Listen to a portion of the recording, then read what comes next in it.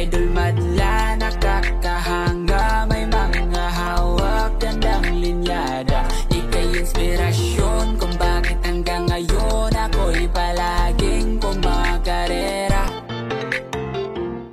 Ngayong araw, sisingsinan na natin yung mga one-tie young birds natin, mga kalapatid. Yan na sila, oh. Ang laki na ng mga one-tie birds natin. Ayan, grabe, nagagalit pa yung isa. So, teka, madumi na yata yung ano nila, pugad nila. Palitan na natin yan, ha? So, kailangan bagong pugad na din. So, ito yung dala ko ngayon para sa kanila. May dala akong patoka, breeder mix, saka yung dalawang PHA ring. Yan. So, ano to? Number 23 saka number 24 yung ring. Oops. At lagyan natin yung lalaglag yung patoka ko. Yan, aray. Yan, set naman. Laglag yung ring. Oops. So, kukuha muna natin ang bagong pugad dyan, palitan natin. No? Pero kukunin ko na pala yung anak. Kasi isa na natin kukunin yung anak. Yan, let's go. Unahin natin itong lalaki. Ito yung possible na lalaki. Unang anak nila, mga kalapatids. Si firstborn. Oh, maganda pangalan dito, mga kalapatids. Iya! Ganda pa naman na ito. So, pure Taiwan bird to, mga kalapatids. Ito yung tinatawag na pure Taiwan bird. Yan. Aba natin dyan. Baka natin sising-singan. Let's go. Ito yung pasising-sing natin. Siyempre, ililista ko muna dito yan.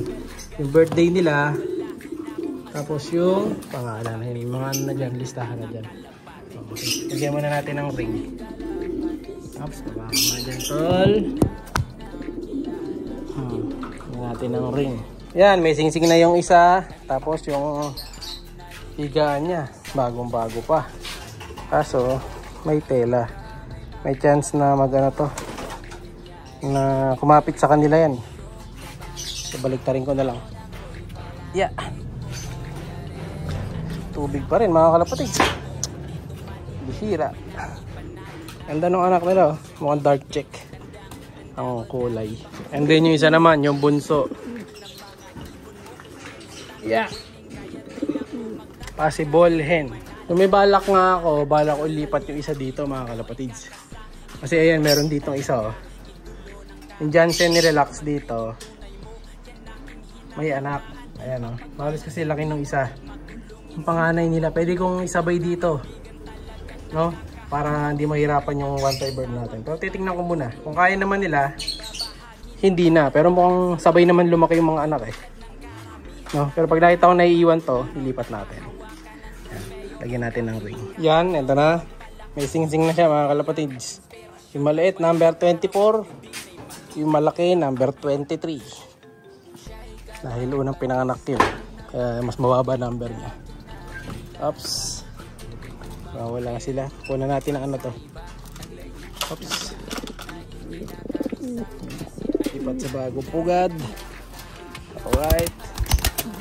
Galit na naman yan. Tapos kunin natin yung lumang pugad. Ito. Diretso na yan dyan. Yan, oh. Para mababad. Tapos ito, balik natin dyan. Ito, refill natin muna. Tapos training natin isa pang beses dito. Kung sanay pa sila. Yun, nakakuha na ako. Taiwan soil.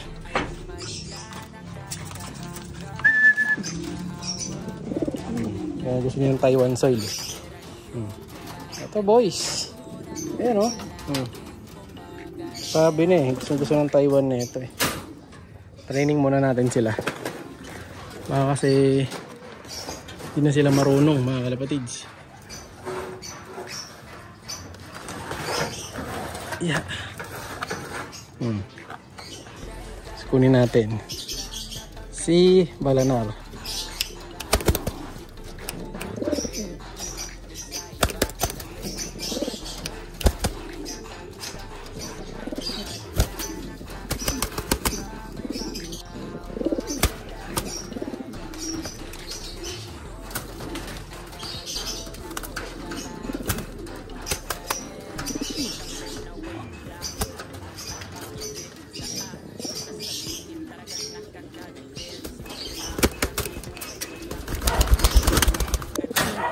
Labas natin si Lina. Ano Lina? Pasok ka na? Pasok na. Mahaba na rin bagwis niyan mga kalapatids.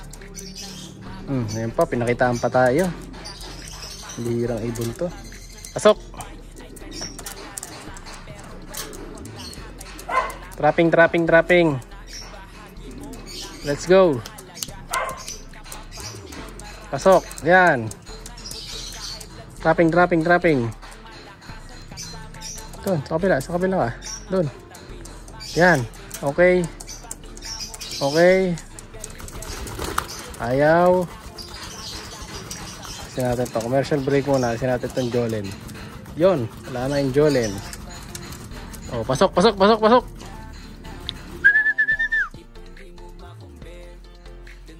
Papasok to mga kalapatid dahil yung anak niya nasa loob eh. Ito, kunin natin tong isa. Yan si Balanar mga kalapatid. Medyo bumigat tong si Balanar. Bumigat siya. Laki ng binigat ng ibon na to. Tapa oh.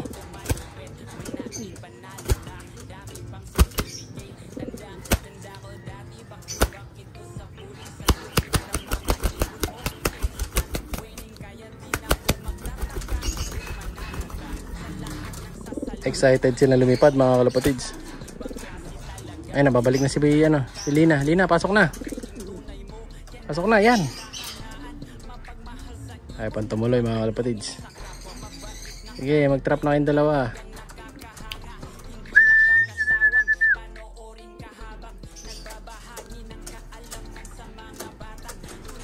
So, isang clutch lang natin sila mga kalapatids. Yung next egg nila, kung sakaling umitlog, ipapasitter ko na lang. Para hindi sila malaspag. Hindi na siya sanay mag-trap. Itong si Lina. Nakalimutan na niya. Pero ipapasok na yata. Yun! Okay, pasok na si Lina. Ito na lang si Balanar.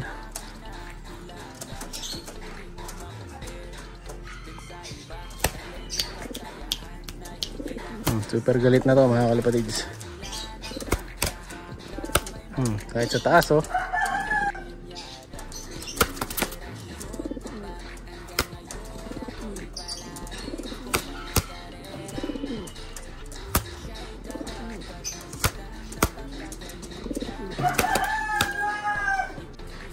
Pigeon fighter.